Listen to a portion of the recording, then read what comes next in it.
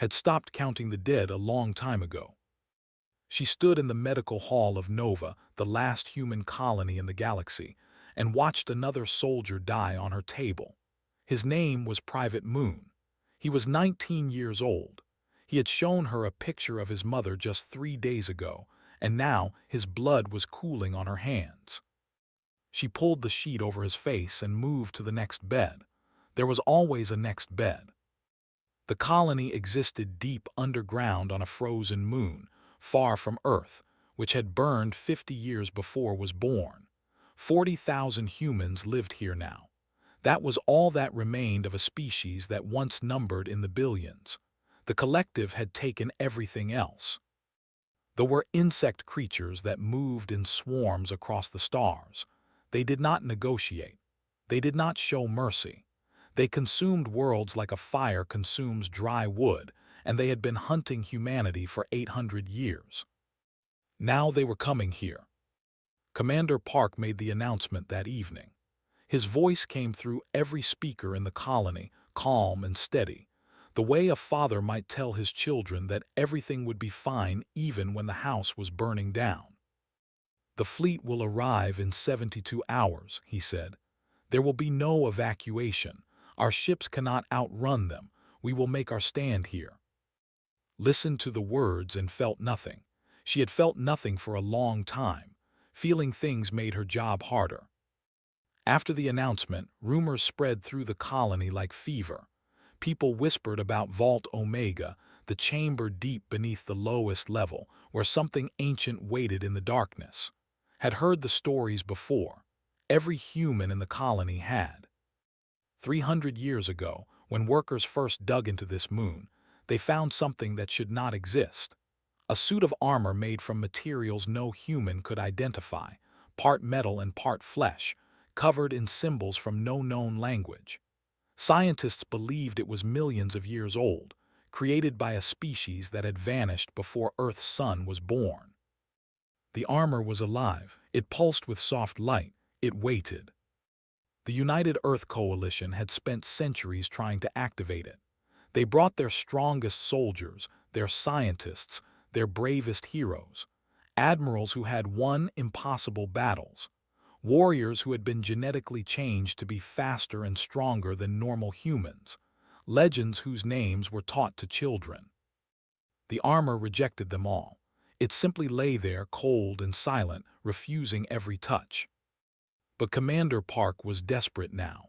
With death coming in 72 hours, he opened the vault to everyone. Any person who wanted to try could try. Did not plan to go. She had wounded soldiers to care for. She had no time for ancient mysteries and false hopes. Then Lieutenant found her in the medical hall. Was her oldest friend, the last survivor from her original unit. They had known each other since training, had watched the same people die, had held each other up when the weight became too much. He had a wound on his arm that she had stitched 3 times because he kept tearing it open in combat. "Come with me," he said, "to the vault." "That thing has rejected thousands of people," replied. "It will reject me too." "Probably," smiled, but his eyes were tired. "But I promised Sergeant before he died that I would try everything, every single thing. He made me swear it." Remembered Sergeant. She remembered all of them. "Fine," she said, "but I need to be back in 2 hours." The line outside Vault Omega stretched through 3 corridors. Soldiers stood beside engineers, beside teachers, beside children. Everyone wanted to touch the armor. Everyone wanted to be the one. Waited for 4 hours. She watched person after person enter the vault and return with empty hands and disappointed faces. Some cried. Some cursed. Most just looked tired, like they had expected nothing and received exactly that. When her turn finally came, she walked into the chamber alone. The armor lay on a raised platform in the center of the room. It was beautiful in a way that hurt to look at, curves and angles that seemed to shift when she was not watching directly. Soft blue light pulsed beneath its surface like a heartbeat. Approached slowly. She thought about all the patients she had lost. She thought about her parents, killed when she was 12. She thought about her brother Minyu, who had died in her arms when she was 19, whispering that he was sorry for leaving her alone. She thought about the 72 hours remaining before they arrived. Her hand touched the armor's surface. It was cold, just as the story said, cold and unresponsive. Closed her eyes. She had never been a soldier. She had never been a hero. She was just a medic who was very, very tired of watching people die. She whispered the same words she told herself before every impossible surgery, before every patient who should not have survived, before every moment when giving up would have been easier. Let's finish this. The armor exploded with light. Tried to pull her hand away, but she could not move. The surface beneath her palm turned liquid, warm, alive. It flowed up her arm like water running in reverse, covering her skin, seeping through her clothes, wrapping around her body. She heard herself screaming, but the sound seemed very far away. The last thing she saw before the light swallowed her completely was face in the doorway, his eyes wide with terror and hope. Then there was only darkness and a voice older than stars saying, "Finally, I have been waiting so long." The armor had chosen, drowned in memories that were not her own. She saw a world of golden towers and silver seas, where beings of light walked among gardens that sang. She saw these beings create something beautiful, a living armor that could think and feel and protect. She saw them name it Aegis, which meant shield in their ancient tongue. Then she saw the darkness come. It had no shape, no face, no name that could be spoken. The beings called it the Hollow because it left nothing behind. It ate minds the way fire eats paper. Whole civilizations vanished in its wake, their memories and dreams consumed until not even ghosts remained. The beings of light created 7 warriors to fight the Hollow. 7 wardens, each bonded with armor like Aegis. They were powerful beyond imagination. They all died. Not from the enemy, from themselves. The armor showed her how. The bonding was too complete, too deep. It everything inside the wearer, not just strength but also pain, not just courage but also fear. The wardens drowned in their own emotions. They burned out like candles in a hurricane, destroyed by the very power that was meant to save them. Aegis was the last armor remaining. Its warden had been a kind soul who loved growing flowers. She died screaming, unable to separate her grief from her rage, and Aegis had been alone ever since. Millions of years alone, waiting, hopping, rejecting candidate after candidate because it could not bear to watch another partner destroy themselves. Until the visions faded, opened her eyes. She was lying on the vault floor. The armor covered her completely now, fitting her body like a second skin.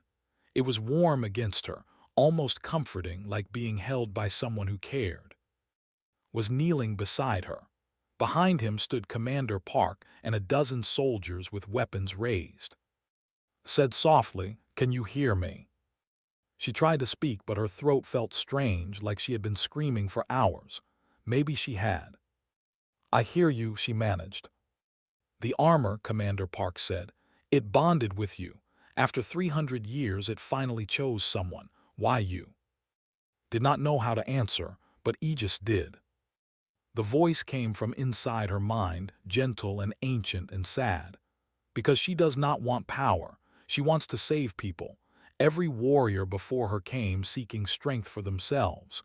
She came seeking strength for others. That is the difference. That is everything. Repeated the words aloud. Commander Park's face changed from suspicion to something like wonder. "Can you fight?" he asked. "I do not know," admitted. "I am a medic. I have never been a soldier." "You are a warden now," Aegis said in her mind. "The last warden. I will teach you what I know, but I must warn you. The bonding is not complete. Your body is rejecting the integration. You have perhaps 7 days before the strain kills you." Felt cold despite the armor's warmth. 7 days. "Unless you fully synchronize with me through combat. The bonding completes when you stop treating me as a tool and accept me as part of yourself. This requires trust. This requires letting go of control. And if I cannot do that, then you will die, and I will be alone again. Commander Park was still waiting for her response. Looked at him, at the soldiers who had come ready to kill her if necessary. The armor says I might die in 7 days, she said, but the will be here in less than 3, so I suppose it does not matter. She stood. The armor moved with her like it had always been there, like she had been born wearing it. She felt strong in a way she had never felt before. She also felt afraid. I do not know if I can be what you need, she told Commander Park. I am not a warrior. I am just someone who got very good at holding broken things together. The commander studied her for a long moment. Then he nodded. That is exactly what we need, he said. Someone who can hold us together. The next 2 days were the hardest of life. Aegis tried to teach her combat. It showed her how to form weapons from hardened light, how to create shields that could stop plasma fire, how to move faster than human eyes could track. The knowledge was there inside her, planted by the bonding, but using it was like trying to speak a language she had only read in books. She was clumsy. She was slow. The armor responded to her commands, but always half a second too late, like a limb that had fallen asleep. You are holding back, Aegis told her after another failed training session. You do not trust me. I do not trust anything that lives inside my head, replied. Then we will both die. Knew the armor was right, but trust was not something she could force. She had learned a long time ago that trusting meant losing, that everyone she cared about eventually left, usually in pieces on her medical table. She went back to the medical hall. There were still wounded soldiers who needed her. At least that was something she knew how to do. Found her there, stitching a young woman's face back together. The scouts report the vanguard is moving faster than expected, he said. They might arrive early. His hands did not stop moving. How early? Maybe 18 hours. She closed her eyes. The needle kept working. Her hands had learned to operate without her mind a long time ago. Then I suppose I will have to learn faster, she said. Watched her work. Are you afraid? Always, admitted. But being afraid never stopped me before. I do not see why it should start now. She finished the last stitch and moved to the next patient. There was always a next patient. In her mind, Aegis waited silently, hopping, afraid. Just like her. The came 18 hours early. Was sleeping when the alarm started screaming. She had not meant to sleep, but her body had simply stopped working after 40 hours without rest. The bonding was draining her faster than she had expected. She ran to the command center, the armor forming around her as she moved. Commander Park stood before a wall of screens, each one showing a different nightmare. Drop ships fell from the sky like black rain. Scout vessels circled the colony's position, their weapons testing the shield generators. On the ground, the first wave of warriors had already begun their assault on the eastern perimeter. They are testing us, Park said. The main fleet is holding back. They want to see what we have before they commit everything. On one screen, watched a defensive position crumble. Human soldiers fired their weapons until the heat melted the barrels, and still they kept coming. The creatures were 8 feet tall, covered in black shells that turned aside bullets like rain on stone. Their limbs ended in blades that could cut through metal. Eastern perimeter is falling, a voice reported. Lieutenant is requesting immediate support. His heart stopped. We have no support to send, Park said quietly. Every unit is engaged. On the screen could cease position. A dozen soldiers crouched behind a crumbling barricade while 40 or 50 warriors advanced toward them. The humans were firing everything they had. It was not enough. Did not remember deciding to move. One moment she was standing in the command center. The next she was running through the colony's tunnels, faster than she had ever moved in her life. "You are not ready," Aegis warned her. "I do not care. You could die. They will definitely die if I do nothing." Aegis fell silent, but felt something change in the armor, a warmth that had not been there before, approval perhaps, or understanding. She burst through the eastern perimeter's emergency exit and found hell waiting for her. The had breached the barricade. Soldiers lay scattered across the ground, some dead, some screaming. Stood at the center of the chaos, an empty rifle in his hands, blood running down his face from a wound on his forehead. 3 warriors closed in on him. Did not think. The armor responded to her rage, forming a blade of golden light in her right hand. She crossed the distance in a single leap and drove the blade through the first's chest. The creature screamed, a sound like metal tearing. The other 2 turned toward her, their blade arms slashing. The armor moved her body out of the way before she consciously understood the danger. Her left hand came up, projecting a shield that caught both attacks. Her right hand swept sideways, and the blade cut through the second like it was made of paper. The third one ran. Let it go. She was already moving toward the wounded, the blade dissolving as the armor reformed into something else. Medical tools appeared in her hands without her asking, instruments she had never seen before but somehow knew how to use. "The wound is deep," Aegis said, guiding her hands. "Seal the artery first, then the muscle tissue." Worked. She saved 3 soldiers in the next 10 minutes, pulling them back from deaths that should have been certain. More were coming.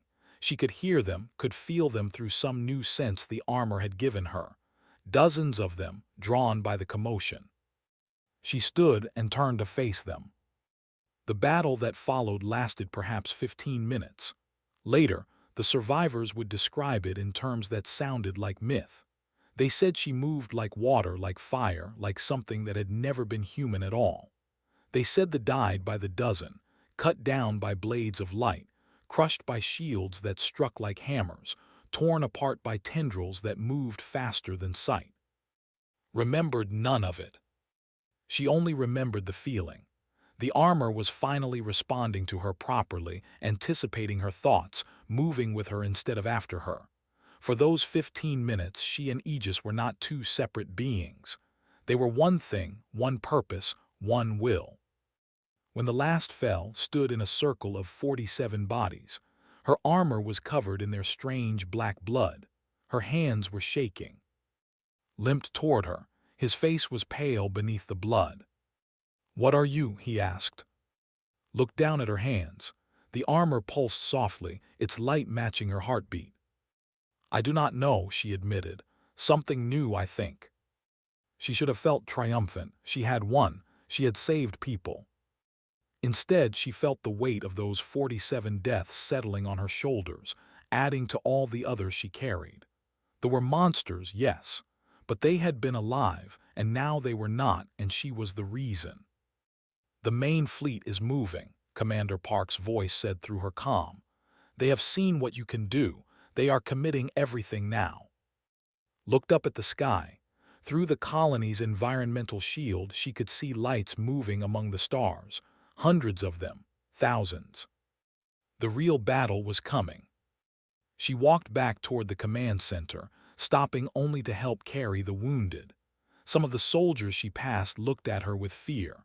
Others looked at her with hope. She did not know which feeling was correct. "You did well," Aegis said quietly. "I killed 47 living things. You saved 12. Closed her eyes. "Is that how you count it? Lives saved against lives taken?" "No," Aegis admitted. "But it is how my first warden counted it. She said it was the only way to stay sane." "Did it work for her?" The armor was silent for a long moment. "No," it finally said, "it did not." Nodded slowly. She had not expected a different answer. The fleet would arrive in less than 50 hours. 50 hours to find a way to save 40,000 people. She kept walking. The colony celebrated like a hero. She hated every moment of it. People stopped her in corridors to thank her.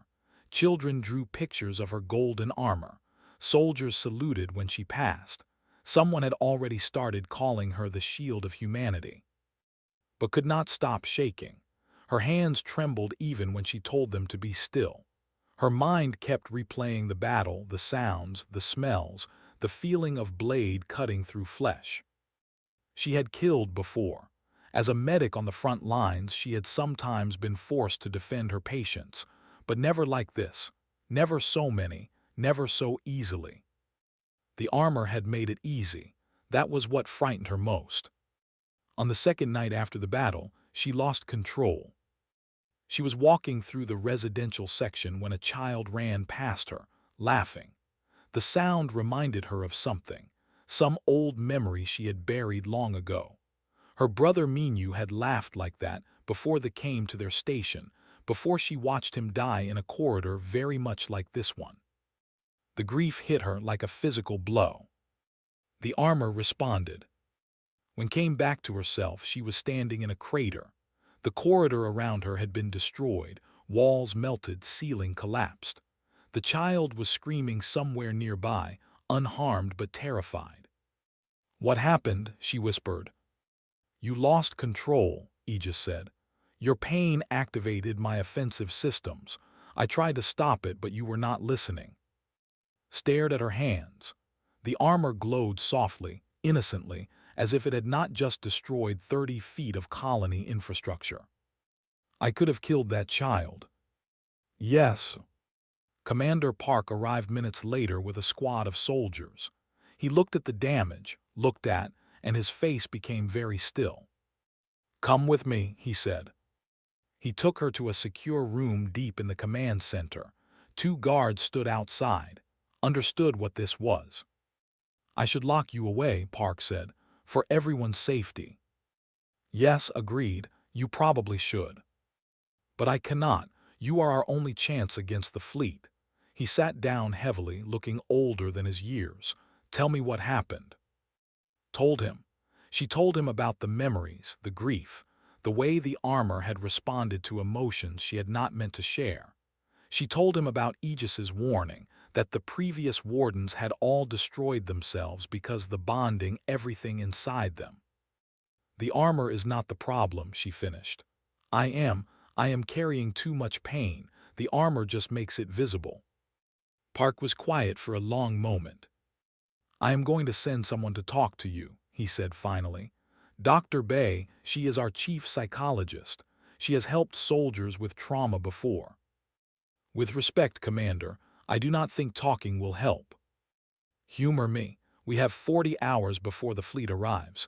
We need you functional." Came an hour later. She was a small woman with gray hair and kind eyes, the sort of person who seemed like she had never raised her voice in her life. She sat across from and did not say anything for a long time.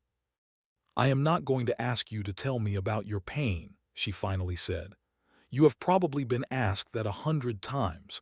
It never helps." Blinked. "Then what are you going to ask?" "I want to know about the armor. Aegis. What is it like having someone inside your head?" Had not expected that question. She thought about it carefully. "Lonely," she said, "but also not. The armor has been alone for millions of years. It understands what that feels like. Sometimes I think it is the only thing that truly understands me." "And does Aegis understand your pain?" "It feels it. Every time I feel it. The bonding means we share everything." Nodded slowly. "So you are not alone with your grief anymore." "No, but that makes it worse. I do not want to burden Aegis with what I carry." "Why not?" The question surprised. "Because it is not fair.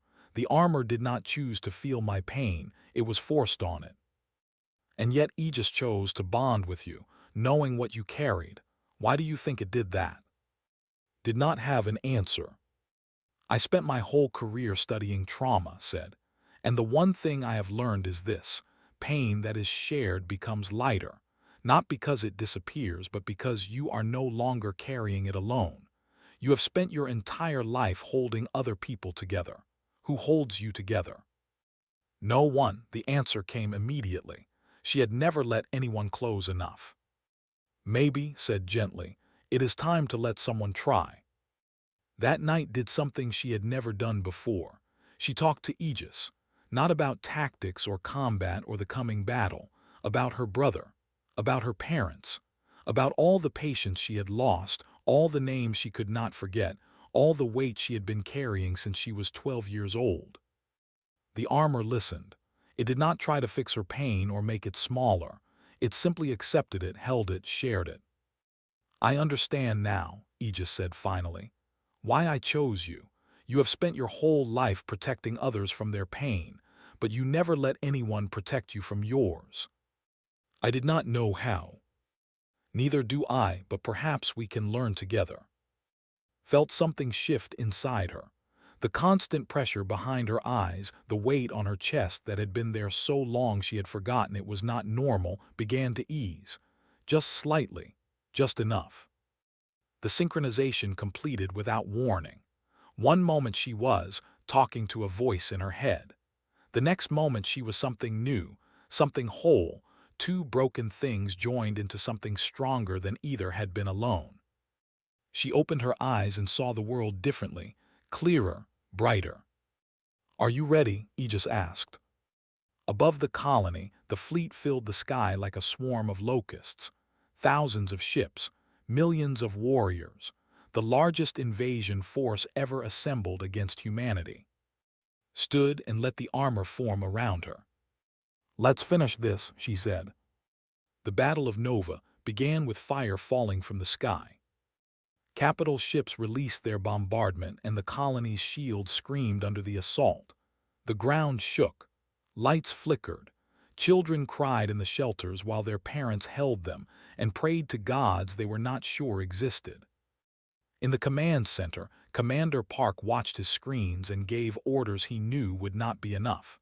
The Colonial Defense Force was brave, but they were outnumbered 100-1. Every soldier who fell would not be replaced.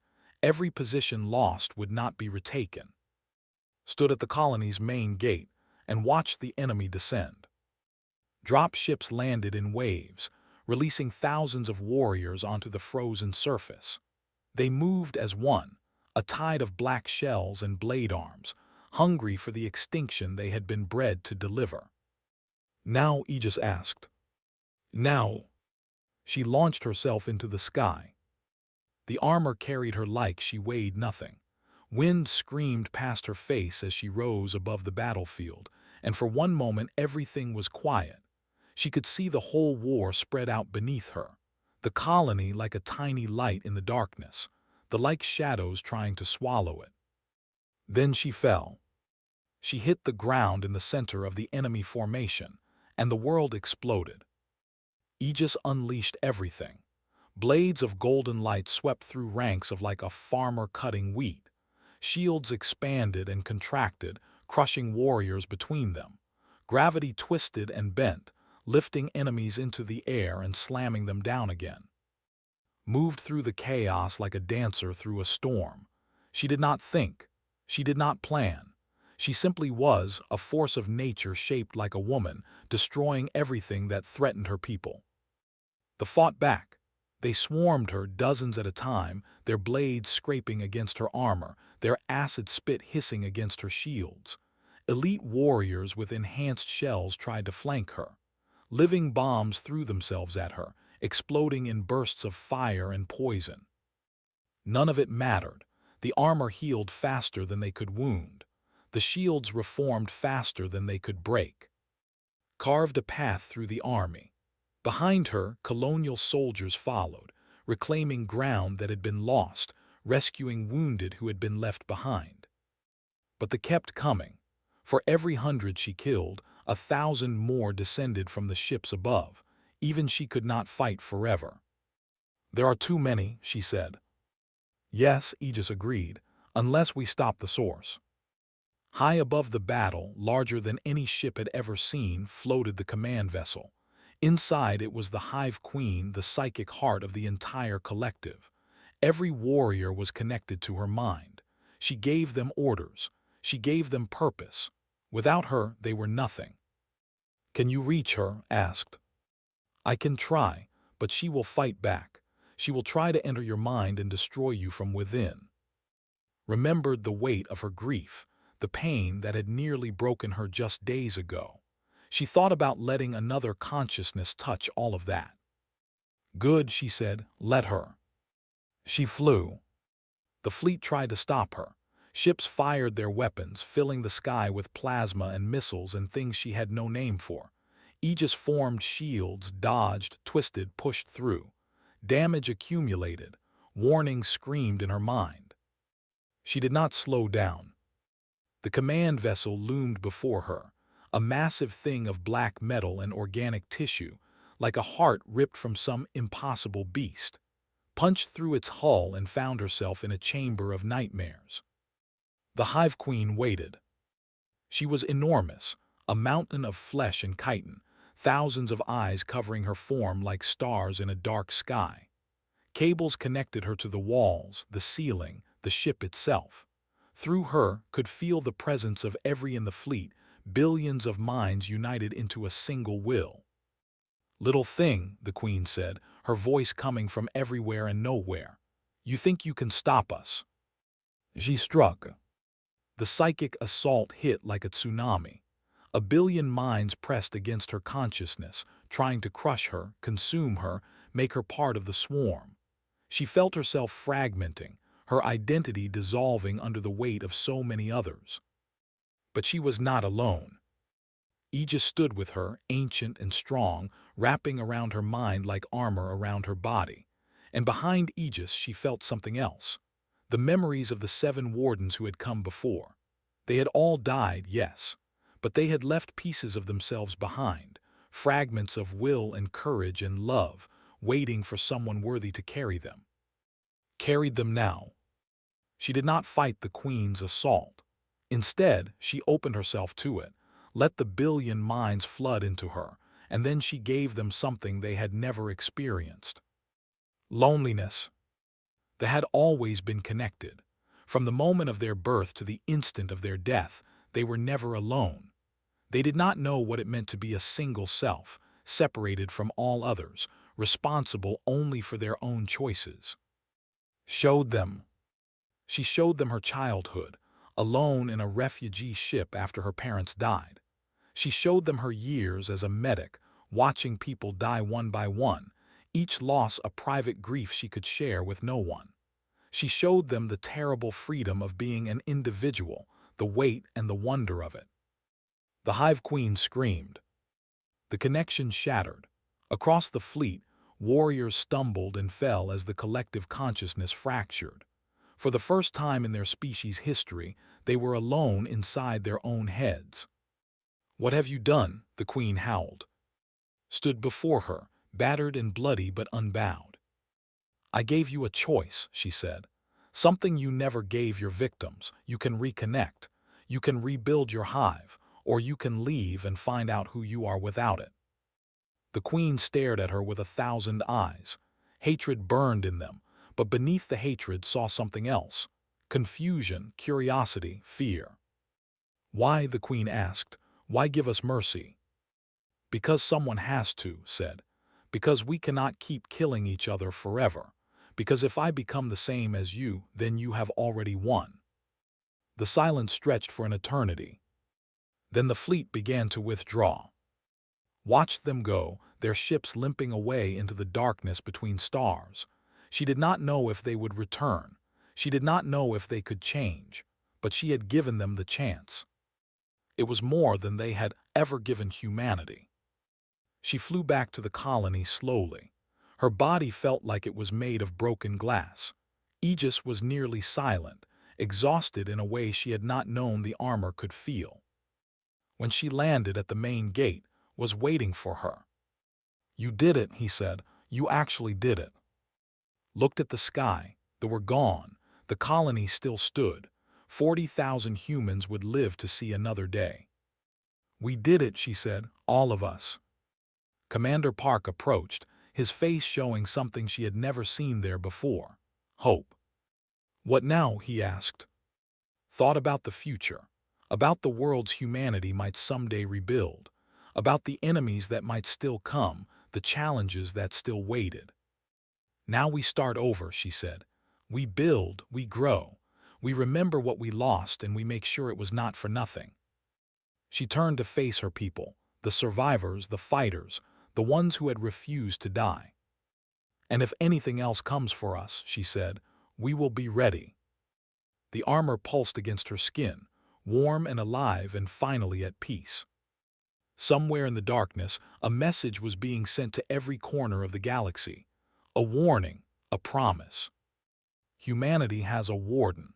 She remembers every face she could not save. She will never stop. Come for us if you dare.